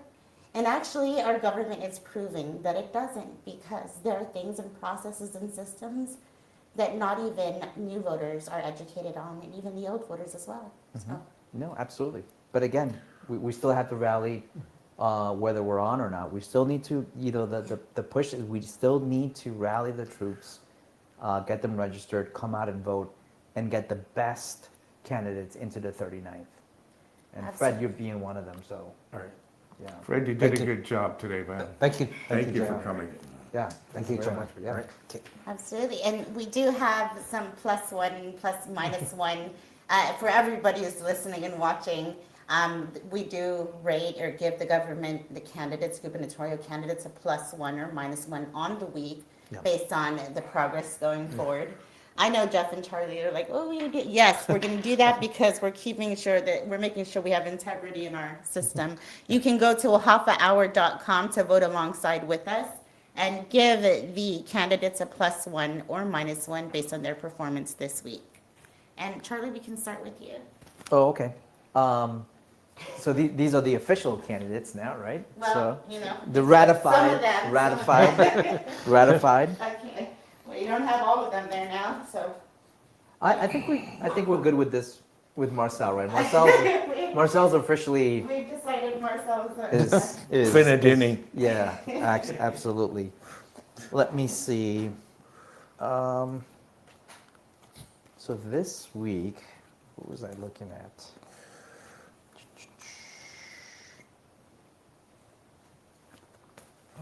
Okay, you want me to go first? Yeah, you can go first, Jeff. Okay, I don't have a picture of Jeff and Charlie, but they still get my vote for trying. There you go. And I'm really happy with you, Charlie, for going through this experience with me. And, you know, in the beginning, we were like, Charlie's going to be governor, no, Jeff's going to be governor, and back and forth. But we figured it out.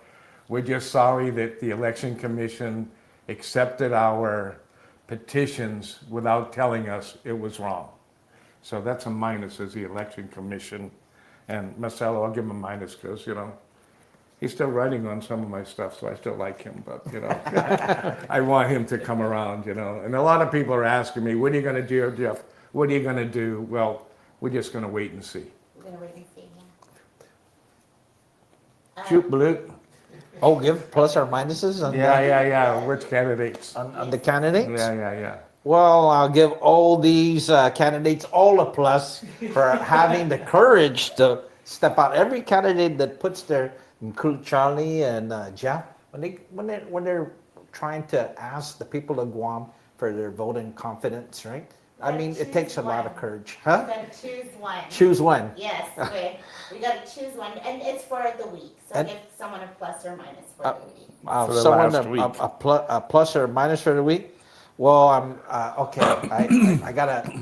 I'm a little bit biased now, but since Governor candidate Josh Norrio said he wants to get into the vocational trades and get into investment on that, like the GCC trades, I attended the Guam Community College graduation at UOG, and I saw all these 300 graduates come out, and I told them, go to Charlie's course over there in another 2 years at UOG, but don't stop your learning. And that's a plus for me when Lieutenant Governor Josh Norrio wants to highlight the need for vocational traits, you know, and expansion of that and opportunities for individuals for the entire island of Guam.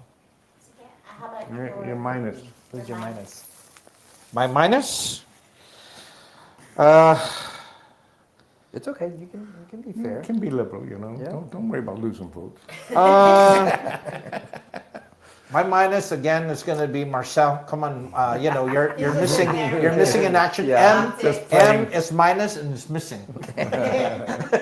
Okay. No, again, so my +1 again is for Jeff and I. I think that we took a huge risk. You know, a lot of folks were asking us why we were doing it, and once they heard our why, the reason, you know, why is it that we were doing it, I think they understood exactly why. So I also want to thank you, Jeff, and I you know, one of the things is it definitely strengthened our friendship. I think that because we were able to kind of walk through things, and I think maybe you got a better understanding of where I came from, and I definitely got a better understanding where you came from, and I enjoy our conversations in Tuman. So I really do appreciate that. So thank you very much, Jeff. Very mutual, Charlie. Yeah. My negative one is actually, unfortunately, it's going to be Senator St. Augustine. And the only reason why, and this is the basis as to why, I had been critical about the tax, right? I mean, the minimum wage, which hopefully in the next session something comes out, but I don't know. But the one thing is, in the interviews that we had, we were very candid in understanding about the questions that we were being asked. But I saw him looking down on his phone quite a bit when he was doing his interview on the PDN. So Senator, a little bit more candidness as far as the response. I was really looking for something very substance behind some of the questions that were being asked, and that's the only reason That's the only reason. So nothing bad, but I was just saying that's the only, out of all of them, that's the only one that I could really kind of pinpoint. So sorry, Senator. Sorry about that. So, but that's my +1 and -1 for this week. Well, that's it, guys. So for any of those who want support Charlie and Jeff, just go ahead and message us, and we will give you more information. There's a meeting coming up, and you can meet us on the 26th. We will be there. Likely there is a public commenting period. And for those of you who want to support Fred, he has an upcoming fundraiser as well at the Tower of London. June 6th? On the 26th. No, on June 6th. June 6th. June 6th. I remember. And how do they buy the tickets at the door? Yes, Okay. we'll have tickets sold at the door. Okay, and do you have a website or social that you would like them to follow you on? I don't have my webpage set up, but I always leave my phone number, 671-486-6921. Just call me directly. All right, and then the biggest and final question we always have is, have you heard of the song, and are you ready to dance? Have I heard of the song? The Hafa Hour song. The Hafa Hour song. And are you ready to dance? Yes, I'm ready. All right, okay, everybody must be ready to dance, okay. And we still haven't shortened it, right? Yeah, put on the short version. A whole 8 minutes long, Charlie's been begging us to shorten it. It's like doing exercise. Well, you know, you gotta get cardio in somehow, guys. Okay. And for future, My son does roots reggae. You know, he's coming back from Florida. Real. Welcome to Hafa Hour, Guam Unfiltered. Ahoy! Roots reggae. Oh, for a die Guam, hear that I come alive. From just Pirates Cove, we sailing for what's right. Captain Jeffrey P. will keep the compass true. Andrea on the map, Guam directory coming through. Things with the signal, save our start up loud. Doc Akimoto on deck, AMC proud. Where's Doc Akimoto? Where's Doc? Where are you? He's still flying. This guy's been gone for weeks. Oh, he would have loved to be here with Fred. Yeah. Oh, yeah, that'd be good. Oh, yeah.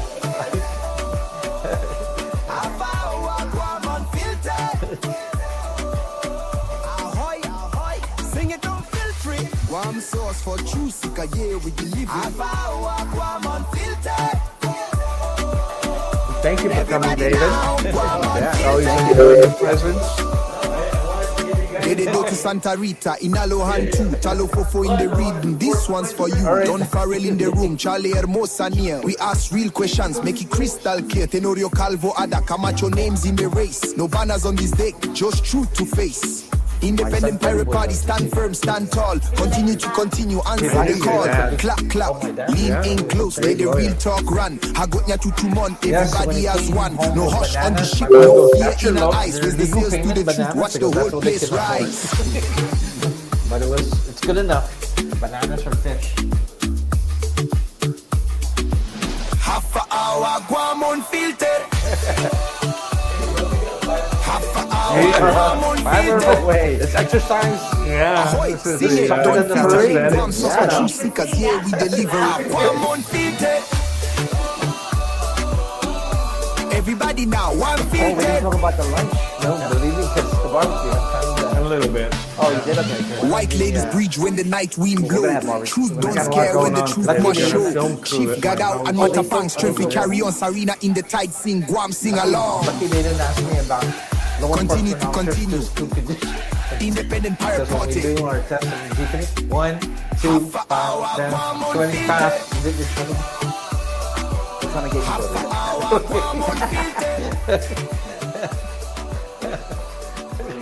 All right, thank you. Wait. Bye, everyone. Yeah, it seems like everybody we I bring will here tell does a you when great you're job. on. You know? You're so audible. Good observation. But, you know, sometimes it comes a little bit better. Yours is good. Thank you. Okay. Very informative. Yep. And something I will support. All right, thank you, Dean. You know, Right. Again, being on the inside, I think that that's really powerful. Yeah. I mean, kind of understanding the whole makeup, right? Yeah, because don't have to learn. even the DOC budget hearing, when the DOC budget hearing, when Chris goes, this was well researched. Oh my God, the 2020 procuring 3 houses and oh yeah. no. I've actually been. Shake hands. Right. Wave again. Adios, mabuhay. Adios.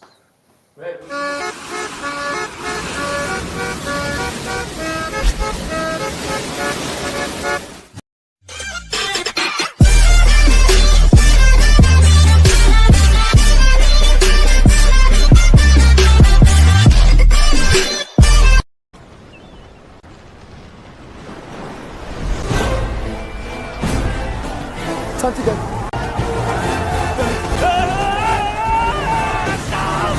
A few moments later. 10, 9, 8, 7, 6, 5, 4, 3, 2, 1.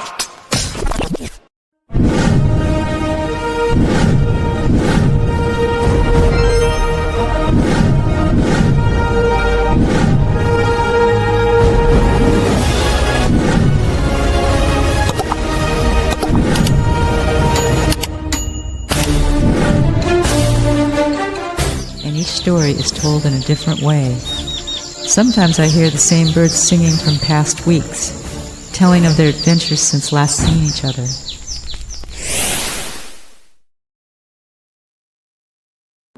It took just 24 hours for us to lose control of the city. Tonight, Gotham's relying on Batman to save us all.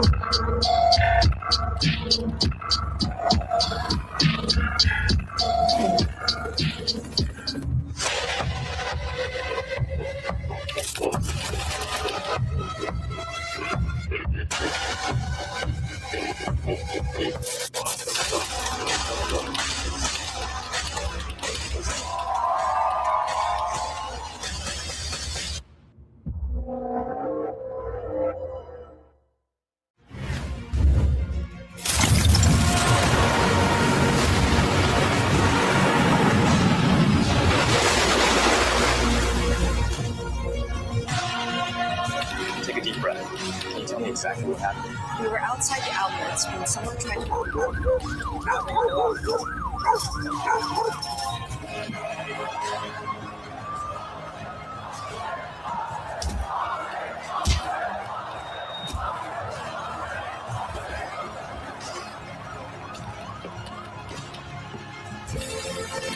Look, under these statutes, you don't have the authority.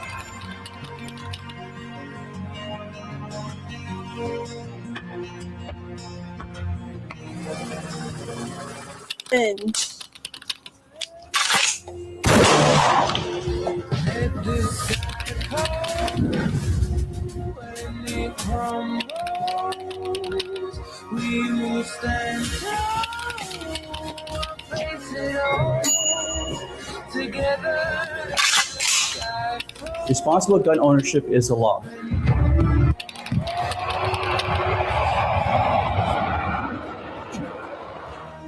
Trata de insurgentes, 10 segundos para que trasladen al compañero que lleva las llaves de los canales. That sky falls.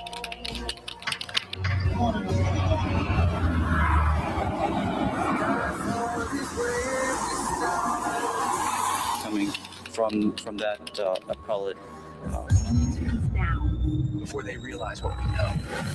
I understand the... When worlds collide and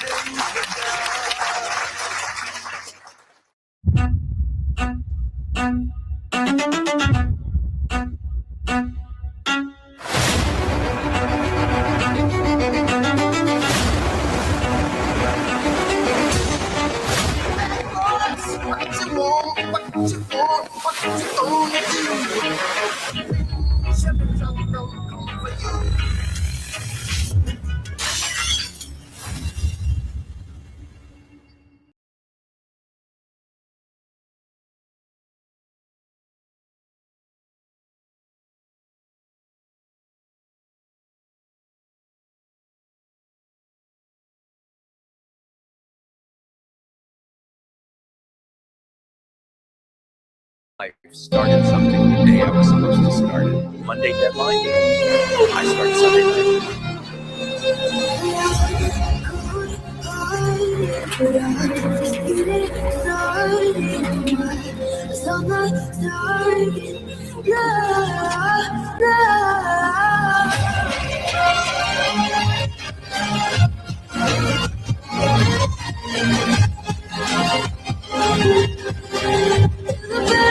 I'll make you proud, Grandma. Promise. That's better. Okay, we're done. The property lines. Sir, please wait here. I need you to stay by the car. Okay, I got it. Just tell me what happened. Has been breached. Confirmed reports of multiple attacks in the capital. Please, we're now in a state of alert.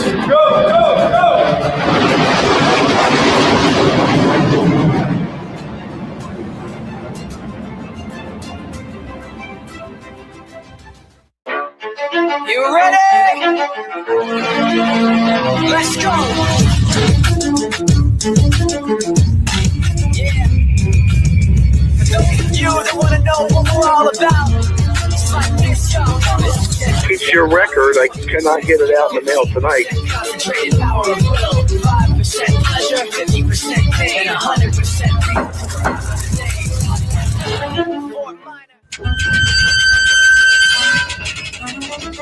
Come on in. Yes. But I didn't. Details emerging of a major political scandal shaking the island.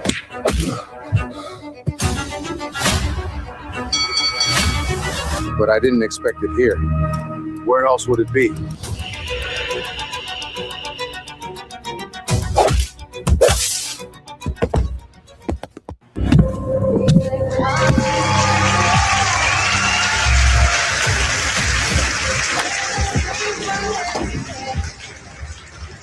Only thing that's on my mind is who's gonna run this town tonight. Yeah, I say that we are. This is Rodney. Hey everyone, how's it going?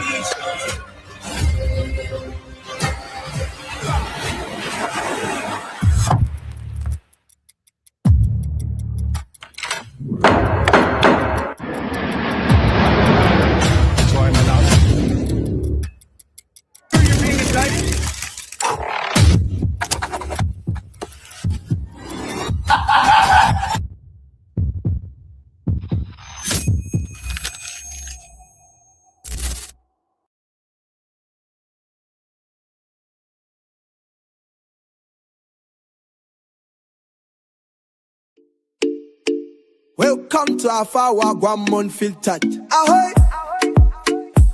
Ahoy! Aye! Over a die Guam, here that I come alive.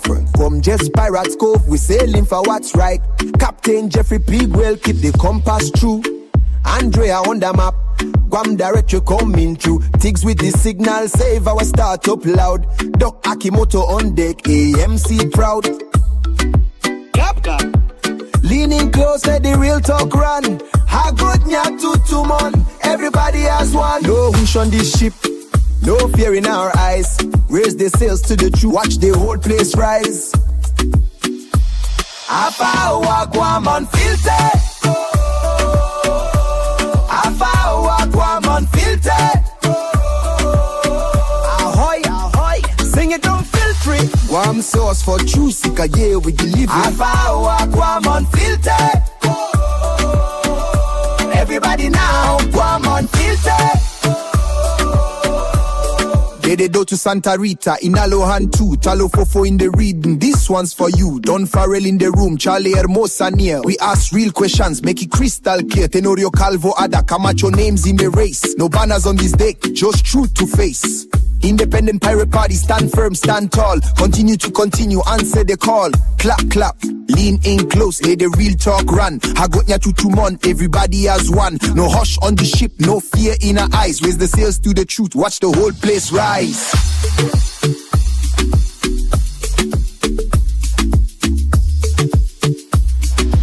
Hafa Hour, Guam Unfiltered.